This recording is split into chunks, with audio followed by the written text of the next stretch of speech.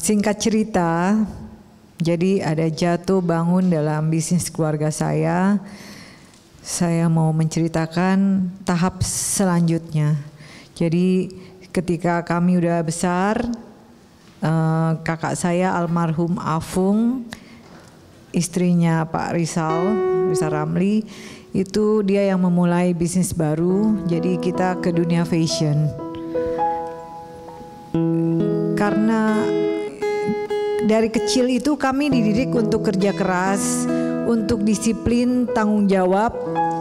Jadi bisnis ini pun cepat maju. Bahkan di era tahun 90, orang kalau belum pernah ke tempat saya, dulu namanya Butik Bule dan Lucy, itu belum disebut orang kaya.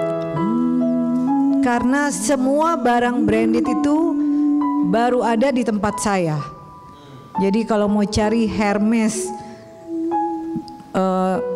one in the world yang limited itu ada di saya gitu.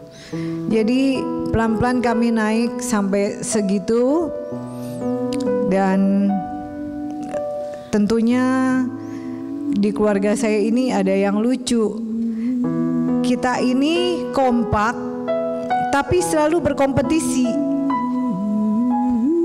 Jadi Bule punya butik, terus Afung punya butik, saya punya butik. Kita tuh kompetisi terus, tapi semuanya maju. Mungkin Mbak Elma tahu ya, ada Bicu, ada saya, Bule Lucy, kita semua terkenal gitu. Dan semua cantik semua ya? Semuanya cantik, semuanya pinter dan baik-baik. Agak disayangkan aja sih, kenapa? Karena semuanya dominan, jadi nggak bisa kompak. Kalau tidak, seharusnya tuh seperti Chanel itu bisa kita pegang loh dalam keluarga saya, karena kita buyer terbesar di masa itu. Jadi selalu berkompetisi tapi dalam harmoni ya, tidak yang jelek. Satu punya apa, yang lain nggak mau kalah gitu. Jadi semuanya berlomba-lomba untuk paling nggak setara lah, sampai hari ini seperti itu. Jadi satu hari saya juga nggak tahu gimana perjalanan pastinya. Kakak saya yang nomor 2 yang almarhum Afung, tahu-tahu dia udah deket sama Gus Dur. Saya nggak detail ngikutin, cuma saya ingat saya diajak keliling ke Tapal Kuda, Jomblang, terus pokoknya saya ingat pesantren Langitan. Tebu Ireng, Langitan, ikut Gus Dur keliling. Buat saya dulu yang bisnisnya high end, apaan sih nih gitu. Saya tidak tertarik dengan ini semua, meskipun jalannya sama Gus Dur pun buat saya, aduh panas ya. Saya ingat waktu itu ada Pak A.S. Ikam juga, dia menteri apa, ikut juga dia. Tapi ya semua buat saya cuma buat nemenin kakak saya jalan-jalan aja. Saya tidak terpikir sama sekali untuk terjun ke dunia politik. Tapi ketika kakak saya dipanggil Tuhan lebih dahulu, orang-orang yang dia perkenalkan di dunia politik itu, terutama Mbak Ramawati, itu telepon saya. Dia nangis, Lucy, pokoknya Lucy itu harus gantiin Afung di UBK.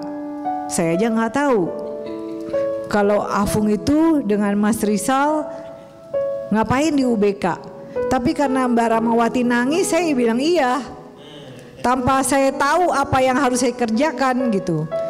Akhirnya setelah biasa proses kakak saya meninggal dan sebagainya udah selesai, kita rapat pertama perdana di UBK.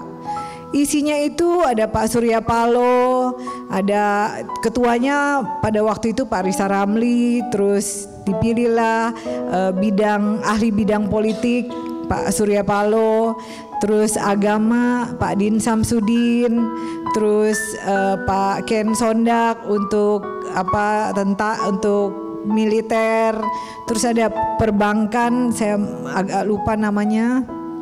Nah, jadi apa tugas saya? Mungkin karena saya waktu itu manis, Mas Osdar, saya itu kalau hubungin bapak-bapak itu gampang sekali. Wah, bahaya ini. Enggak bahaya. Jadi Mbak Rama itu seneng karena kalau saya yang telepon, Pak Surya kita meeting, Pak Ken kita meeting, itu semuanya ngumpul gitu. Saya sendiri dengar dari Pak Surya, Lus kamu hebat. Saya hebat apa ya gitu. Rupanya Pak Surya melihat kalau saya itu orangnya setia melakukan hal yang kecil sekalipun. Saya konsisten jalanin apa yang menjadi tugas saya. Saya temenin Ibu Rama dalam segala hal, rapat ke sana ke sini, saya menemani putranya. Saya ditugaskan oleh Pak Surya waktu itu untuk menjadikan menemani Didi Mardika di Dapil Jatim 6 ya, Kediri, Tulung Agung dan Blitar. Itu saya disuruh mendampingi dan alhamdulillah anak itu jadi. Terus saya juga ditugaskan oleh almarhum kakak saya untuk menemani suaminya. Jadi orang yang tidak ngerti apa-apa itu disuruh deal dengan partai gurem-gurem, Pak Najib. Pokoknya saya ditugasin yang saya nggak ngerti tapi saya kerjain aja gitu. Masuk untuk menjadi dewan. Nah di UBK itu saya ini kan anggota dewan penyangga. Saya kadang-kadang tuh bangga juga sama diri saya.